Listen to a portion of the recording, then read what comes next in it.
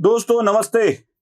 किस संविधान में यह लिखा है, ये शीर्षक सुनकर ही आप जरा मुझसे ही सवाल पूछने लगोगे कि आप संविधान पर क्यों बात कर रहे हो।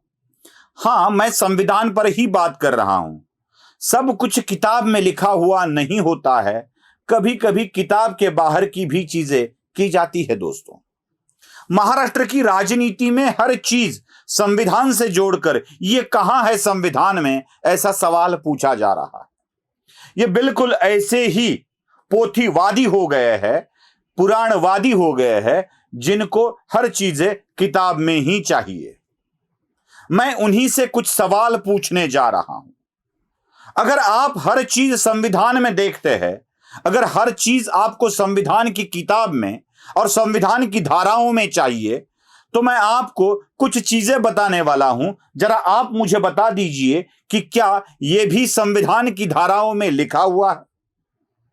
कहीं कहीं किताबों की, घटनाओं की धाराओं को भी बदला गया।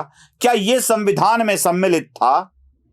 बस आपसे कुछ सवाल पूछने हैं और सवाल पूछकर मुझे यह बताना है लोगों को, जो संविधान की बार बार दुहाई देते हैं वो ही संविधान को हमेशा तोड़ मरोड़ कर रख देते हैं।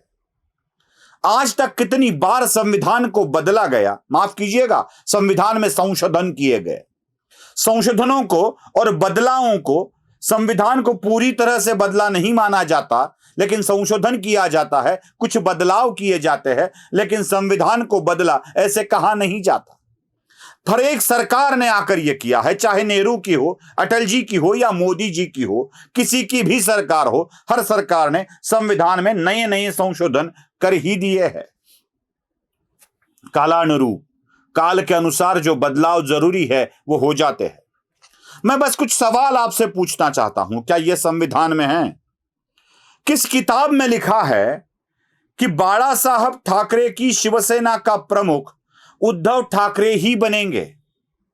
किस किताब में लिखा है कि उद्धव ठाकरे के बाद अगर कोई शिवसेना का प्रमुख बनता है तो वो आदित्य ठाकरे ही होंगे? किस किताब में लिखा है कि अगर उद्धव मुख्यमंत्री बनते हैं तो उनका बेटा ही आदित्य मंत्री बनेगा? किस किताब में लिखा है कि इन दोनों के बाद उनका दूसरा पुत्र तेजस भी राजनीति में आएगा? किस किताब में लिखा है कि जब उद्धव ठाकरे मुख्यमंत्री बनते हैं तो उनके सगे संबंधी पाटणकर हो ही सारे काम दिए जाएंगे? किस किताब में लिखा है कि पार्टी में तेजस, आदित्य, उद्धव के बाद बड़ा रुतबा रश्मि ठाकरे का रहेगा? किस किताब में लिखा है कि पार्टी के अंदर कुछ अगर काम होते हैं तो वरुण सरदेसाई को लाया जाएगा? किस किताब में लिखा है? ना शिवसेना की किताब में लिखा है, ना भारत के संविधान में लिखा है, लेकिन अपने ही परिवार को जब लाभ देने की बात आती है तो नाम आता है जरूरत का, लोगों के डिसीजन का, और जब कोई और करता है तो बात होती है संविधान की। चलो थोड़ा सा आगे बढ़ते हैं। भारत के संविधान ने हर एक को हर एक अधिकार बहाल किया है, हर एक को हर एक अधिकार बहाल किया है। शिवसेना के बाद मैं आता हूं कांग्रेस पार्टी की तरफ से। बस एक उदाहरण आपको बताना चाहता हूं, ऐसे कई उदाहरण मैं आपको बता सकता हूं, कई उदाहरण बता सकता हूं। कई मतलब शंकरराव चौहान के बाद उनका बेटा अशोक चौहान ही मुख्यमंत्री बनता है, यह किस संविधान की किताब में लिखा है? विलासराव देशमुख के होते हुए उनके जीवन काल में अमित देशमुख को विधायक बना दिया जाता है और उनको बाद में मंत्री भी बनाया दिया जाता है। यह किस किताब में लिखा है? अगर बाला साहब थोराट जैसा व्यक्ति कांग्रेस के अंदर काम कर रहा है तो उनके ही भतीजे सत्यजीत तांबे को प्रमुख बना दिया जाता है। यह किस किताब में लिखा है? न ऐसी कोई किताब है तो जरा दिखा दीजिएगा मुझे। हम आते हैं कांग्रेस के उस बात की ओर जिसमें बड़ी गौर देखना जरूरी है। केजी से लेके पीजी तक कोई भी शिक्षा हमें लेनी हो, कोई भी शिक्षा लेनी हो, तो एक ही व्यक्ति के हाथों में लातूर की कमान है, वो है देशमुख परिवार। अगर आप हाई क्लास वाला एजुकेशन लेना चाहते हैं तो गोल्ड क्रेस्ट में एडमिशन लीजिए। अगर आप बिना फीस वाला एडमिशन लेना चाहते हैं तो उसके लिए भी शिक्षा संस्थान खुले हुए हैं। आप डीएड बीएड करके अध्यापक होना चाहते हो तो भी देशमुख परिवार के शिक्षा संस्थान में ही करना पड़ता है। अगर आप डॉक्टरी करना चाहते हो तो बीए एमएस भी देशमुख की संस्थान में ही करना पड़ता है। आप बीए बीएससी बीकॉम करना चाहते हो तो देशमुख की संस्था है। आप पहली से लेके 12वीं तक पढ़ना चाहते हो तो देशमुख की ही संस्था है। उन्हीं की संस्थाओं में आपको पढ़ना पड़ेगा।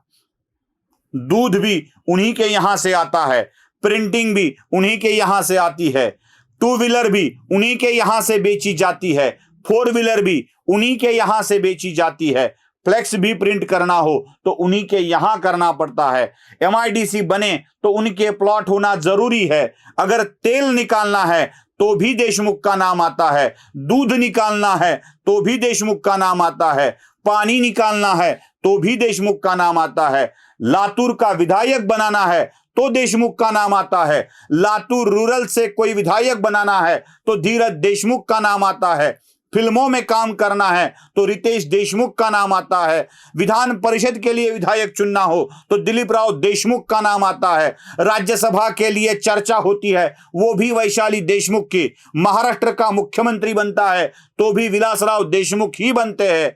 अगर आप जिला परिषद के अध्यक्ष बनाना चाहते हो तो नाम आता है धीरज का, जिला मध्यवर्ती बैंक का अध्यक्ष बनाना चाहते हो तो नाम आता है धीरज देशमुख का, जो उसकी जगह पहले दफा बने हैं दिलीप राव देशमुख, क्योंकि जब भी कोई पद निर्माण होता है तो उसमें देशमुख ही विराजमान होता है। यह किस संविधान की किताब में लिखा है जरा मुझे बता दीजिए। शुगर फैक्ट्री को नाम देना होता है तो विलासराव देशमुख सहकारी साकर कारखाना ऐसे दिया जाता है, यह किस किताब में लिखा है। स्काउट गाइड भवन बनाया जाता है वो भी विलासराव देशमुख के नाम से बनाया जाता है। लातूर में नाना नानी पार्क बनाया जाता है वो भी विलासराव देशमुख के नाम से बनाया जाता है। शुगर फैक्ट्री का अगर कोई नगर वसाहत बन जाती है तो उसको दिलीप नगर, विलास नगर, वैशाली नगर ऐसे ही नाम दिए जाते हैं, दूसरा कोई नाम इनके ध्यान में नहीं आता है। यह किस संविधान की किताब में लिखा है जरा बता दे महाविकास आघाड़ी वालों, जरा बता दो कि यह किस संविधान में लिखा है। हर चीज संविधान से जोड़कर देखते हो आप, ये चीजें कहीं संविधान में हैं? नहीं है, नहीं है, फिर भी आप करते हो। तो मैं ये आरोप क्यों न लगाऊं कि आप भी संविधान का उल्लंघन कर रहे हो। जो संविधान में नहीं लिखा है वो भी आप कर रहे हो, जो नहीं लिखा है वो कर रहे हो। इसका मतलब है कि आप संविधान का उल्लंघन कर रहे हो। संविधान बस आपको एक ऐसी चीज मिल गई है जिसके द्वारा आप अपने विपक्ष को हमेशा बंदूक की नोक पर रख सकते हो, चाकू की नोक पर रख सकते हो और हमेशा उसको धमका सकते हो। बस कांग्रेस की बात बताकर मैं चुप नहीं रहने वाला हूं। महाविकास आघाड़ी का तीसरा पक्ष है राष्ट्रवादी कांग्रेस पक्ष। जरा आप भी मुझे बता दे, जब बारामती का एमपी बनाना होता है तो शरद पवार आते हैं, उसके बाद कोई अगर एमपी बनता है तो सुप्रिया पवार सुळे बनती है। इनके बीच में नाइट वॉचमैन का काम करने के लिए चंद महीनों के लिए अजीत पवार को एमपी बनाया जाता है। शरद पवार की जगह सुप्रिया सुळे एमपी का प्रभार संभालती है, शरद पवार की जगह विधायक का प्रभार अजीत पवार संभालते हैं, बार बार संभालते हैं। और दोनों चीजें शरद पवार के हाथ से निकल गई तो शरद पवार को राज्यसभा में भेजा जाता है। यह किस संविधान में लिखा है? कहां लिखा है संविधान में? यह भी चीजें लोग आमतौर पर देखते नहीं हैं। अगर यह संविधान में नहीं है तो संविधान में नहीं है वो आप क्यों कर रहे हो? क्यों उम्मीदवारी दी जाती है अजीत पवार के बेटे पार्थ पवार को मावड़ से? क्यों विधायक बनाया जाता है शरद पवार के पोते रोहित पवार को जामखेड़ कर्जत से? इसका भी सवाल पूछना चाहिए और इसका जवाब भी जरूर लेना चाहिए। कहां होती है हर चीज? संविधान में।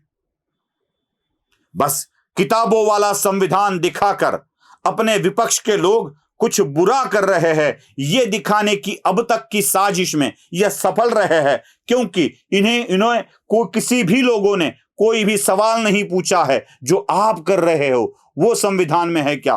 कृपया राष्ट्रवादी महाविकास आघाड़ी के नेता, राष्ट्रवादी कांग्रेस के नेता और शिवसेना के नेता, इन सभी ने बताना जरूरी है कि क्या आप जो कर रहे हैं वो सब संविधान में लिखा हुआ है। जवाब आएगा नहीं, नहीं, नहीं। नमस्कार।